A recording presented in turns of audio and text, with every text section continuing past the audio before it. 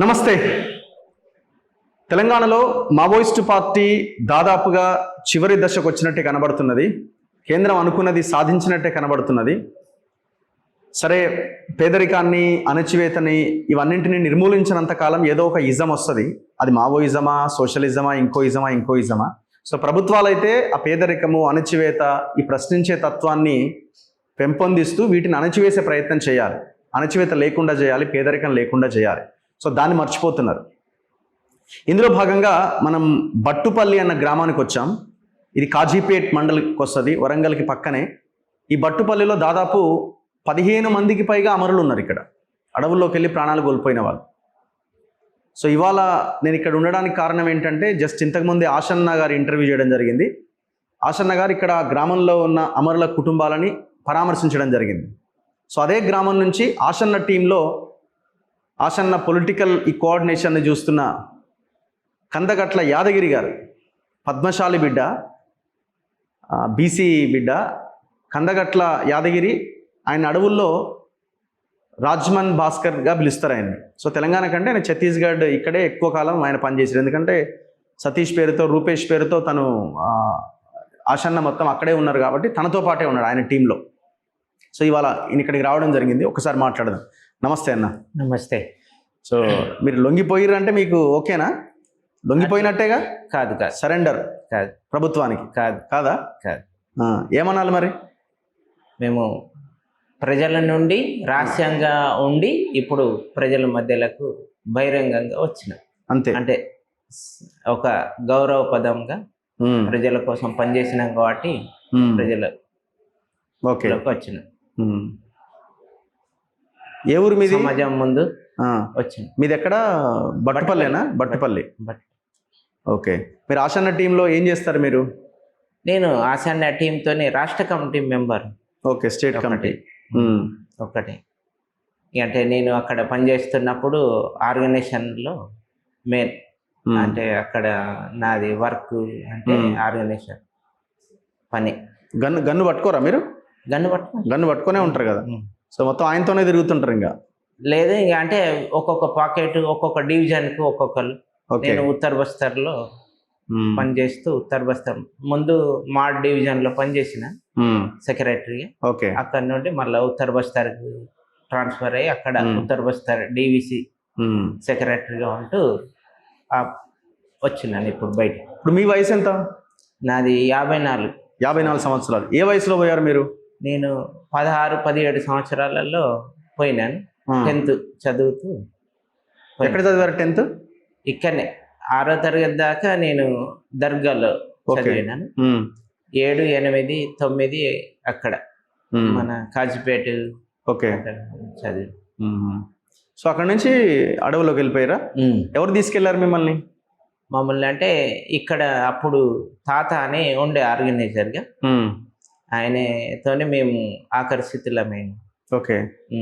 అంటే మా ఊర్లో అందరూ విప్లవానికి ఒక కంచుకోటలాగా నాయకత్వం వాళ్ళు వచ్చి ఉండడం, వాళ్ళతో తిరగడం, అట్లా రాజకీయాలు కొన్ని అర్థమైనవి. అప్పుడు ప్రాథమిక జ్ఞానం అప్పుడప్పుడు వస్తుంది.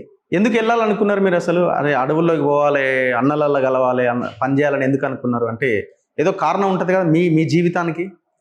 అయితే నాకు అనిపించింది ఏంటిదంటే, కళ్ళకు కొట్టొచ్చినట్టుగా ఇక్కడ మా ఊర్లో అసమానతలను నేను చూసిన. బట్టుపల్లిలో అంటే మా ఊర్లో పందులను మేపే వాళ్ళు ఎరకలలో ఉన్నారు. వాళ్ళకు ఉండడానికి ఇల్లు లేదు. ఎందుకు లేదు? వాళ్ళు కూడా మనుషులే కదా. ఈ సమాజంలో వాళ్ళకి ఎందుకు ఇట్లా ఉండడానికి కారణం ఏంటిది అనేది ఒకటి. తర్వాత ఇక్కడ మా ఊర్లో కొంత ఏంటిది భూస్వామ్యం సంబంధించిన వనాలు ఉండడం. ఒక దొరసానమ్మ అనే ఆమె ఉండేది. దొరసానమ్మ ఆమె దండం పెట్టి ఆమె ఇంటి ముందుకు వెళ్ళిపోవాలి.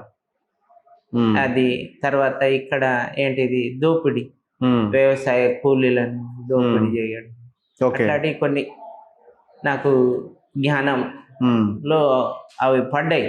ఓకే. అంటే చూడడము ఎందుకు ఇట్లా ఉన్నది, అనేది ఒకటి. తర్వాత అప్పుడు మన నాయకత్వం వాళ్ళు ఉన్న వాళ్ళు, ఇక్కడ ఉన్న వాళ్ళు, ఆర్గనైజర్లు చెప్పడం, అరే ఇది ఒకటి మంచిది కదా, సమానత, సమాజం కోసం కొట్లాడాలి అనేది వీళ్ళు మాట్లాడుతున్నారు కదా అనేది. అప్పుడు వాళ్ళు కూడా అందరూ సమానంగా కూకోనడం, మాట్లాడడం, తినడం అవన్నీ చూస్తే అరే ఇది మంచిగా ఉన్నాయి కదా అనేది. మీరు అట్లా వెళ్ళిపోయారు. మరి తెలంగాణ కోసం పనిచేయాల్సింది కదా, మరి ఛత్తీస్గఢ్ అక్కడే ఉన్నారు మొత్తం మీ జీవితకాలం అంతా. ఇక్కడున్న దాన్ని మీరు ఏమన్నా చేసి ఉంటే ఇక్కడ కొంత మీరు మీ కళ్ళతో ఆ పరిస్థితులు చూసి మీకు కొంత ఆనందం కలిగేది కదా, మరి మొత్తం మీరు అటే వెళ్ళిపోయారు. అంటే అవసరం ఎక్కడైనా కానీ పీడిత ప్రజలు ఉన్నారు కాబట్టి పార్టీ డిసైడ్ చేస్తుంది కదా ఎక్కడ అవసరాలు, ఒక్కొక్కరి వాళ్ళ టాలెంట్, తర్వాత వాళ్ళు ఎక్కడ అవసరం అనేది దాన్ని బట్టి నిర్ణయం తీసుకుంటది కదా. దాంట్లో భాగంగా నేను అక్కడికి పోయినా. సో మీరు బీసీ దట్టు పద్మశాలి అని అన్నారు, కందగట్ల ఇంటి పేరు, మీ ఇంటి పేరు. సో మీ కమ్యూనిటీ నుంచి చాలా తక్కువ మంది కదా ఉన్నారా అసలు, అంటే మూమెంట్ లో ఉన్న వాళ్ళు ఉన్నారా? అంటే తక్కువ మీకు తెలిసిన మీద గింది అంతే లెక్క పెట్టే అంతే, వాళ్ళే 3, 4, 5 అట్లా. మీ నాన్న ఏం చేసేవాళ్ళు? మా నాయన బట్టలు కుడతాడు. బట్టలు నేసేదా కుడతాడా? కుడతాడు బట్టలు కుడతాడు. ఓకే, బట్టలు అంటే మా తాత బట్టలు నేసేటోడు, తర్వాత మా నాయన బట్టలు కుట్టాడు. సో ఇప్పుడు ఎవరున్నారు ఇక్కడ ఇంటి దగ్గర? ఇక్కడ అన్న ఉన్నాడు, సత్యనారాయణ అని అన్న. నాకు ఒక తమ్ముడు ఉన్నాడు, వీరభద్రయ్య. 2 అక్కలు ఉన్నారు. ఓకే, లక్ష్మక్క, భద్రక్క అని. వాళ్ళంతా ఇక్కడే ఉంటున్నారా? వరంగల్ ఉంటున్నారు. 2 బట్టుపల్లి ఉంటున్నారు, తమ్ముడు అన్న బట్టుపల్లి. సో మిమ్మల్ని మీరు ఆ 7వ తరగతి 8వ తరగతుల్లో 10వ తరగతిలో పోయిన తర్వాత మళ్ళీ ఎప్పుడైనా వచ్చి వాళ్ళని కలిసే ప్రయత్నం ఏమన్నా లెటర్లో, ఫోన్లో ఈ 40 ఏళ్ళలో ఏమైనా జరిగిందా? ఏం లేదు. ఓకే, అంటే ఇంకా తల్లి తండ్రులు అందరు కుటుంబము గుర్తుకొచ్చేదా? అయితే మనకు తల్లిదండ్రుల కంటే సమాజం కదా, మనం వర్గ సమాజంలో ఉన్నాం కాబట్టి వర్గ రాజకీయాలు మనకు ప్రధానం కదా అనేది. మీరు చిన్న ఏజ్ లో పోయినప్పుడు అప్పుడు ఇంకెక్కువ దుఃఖం వచ్చి ఉండేది కదా, మీ అమ్మ నాన్నని కోల్పోయి మీరు అక్కడ వెళ్ళిపోయినారు, మీరు వాళ్ళని వదిలేసి వెళ్ళిపోయారు. మా నాన్న 16లో చనిపోయిండు. ఏ 16? ఈ 2016. మొన్న చనిపోయిందా? తెలియదు ఇక నాకు, అంటే చనిపోయింది కూడా తెలియదు. అమ్మ ఉన్నది ఇప్పుడు 93 సంవత్సరాలు. గుర్తుపట్టిందా? గుర్తుపట్టింది. ఏమన్నది? బిడ్డ వచ్చిన యాదగిరి యాది అని చెప్పి ప్రేమగా పిలిచింది. నేను ఇట్లా పలకరింపుడుతోనే గుర్తుపట్టిందా? కళ్ళకు నీళ్ళు తీసుకున్నది. నేను చెప్పుకుంటేనే ఏడవద్దమ్మా, మనం మంచి పని చేస్తున్నాం కదా, నీ ప్రేమతోనే కదా నేను అడవికి పోయినాను. కానీ సరే, ఎంత పోయినా తల్లి ప్రేమే కదా. మీరు అన్నేళ్ళు అక్కడ ఉన్నారు, ఇక్కడ ఉన్న మీ తల్లిదండ్రులకు ఎంత దుఃఖం వచ్చి ఉండాలా? అరే కన్న కొడుకు వదిలేసి వెళ్ళిపోయిండు, కంటికి కూడా కనబడతలేడు అనే ఆ బాధ భయంకరంగా ఉంటది కదా. ఉంటది కానీ వాళ్ళు అధిగమిస్తారు. అట్లాంటి చైతన్యం ఉన్నది. ఇప్పుడు కూడా మేము వచ్చిన తర్వాత కూడా వాళ్ళు అట్లా ఏం ఫీల్ కాలేదు, మంచి కోసం మంచిగానే ఉన్నారు. కుటుంబం వాళ్ళు ఇప్పుడు చూస్తున్నారు కదా, ఇప్పుడు ఇక్కడనే ఉన్నారు మా వాళ్ళు. ఇక్కడే ఉన్నారా? మీ అమ్మ అక్కడ మంచంలో ఉన్నది. మా అన్న, తమ్ముడు, మా కుటుంబం వాళ్ళందరూ అందరు వచ్చి చూస్తున్నారు. అంటే నెక్స్ట్ మీ జీవితం ఏంది మరి? అక్కడ ఇంతకాలం కొట్లాడిరు, వచ్చిర్రు. అదే ఇప్పుడు ఆశన్న చెప్పిన దాని ప్రకారమే మీరు ముందుకెళ్తారు అంతే.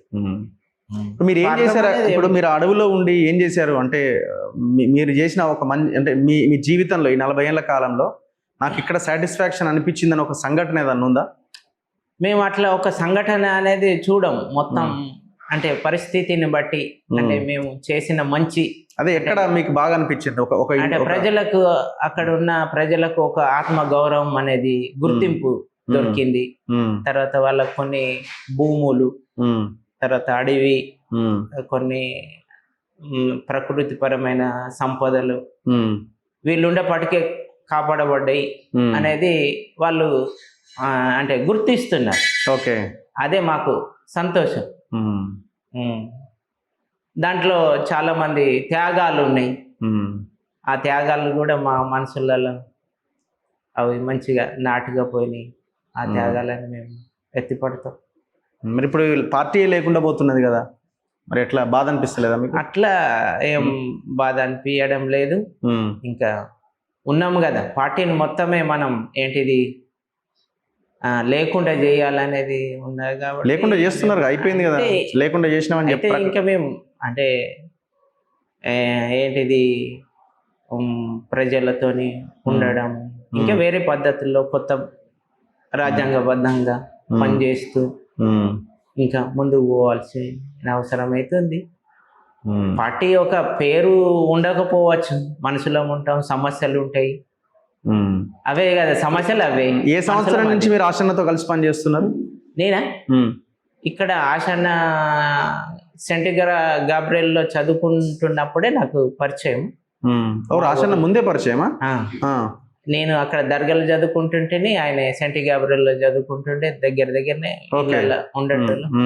ఇక్కడ నుండి ఆర్గనై తాతతో తిరుగుతున్నప్పుడు కూడా నాకు పరిచయం.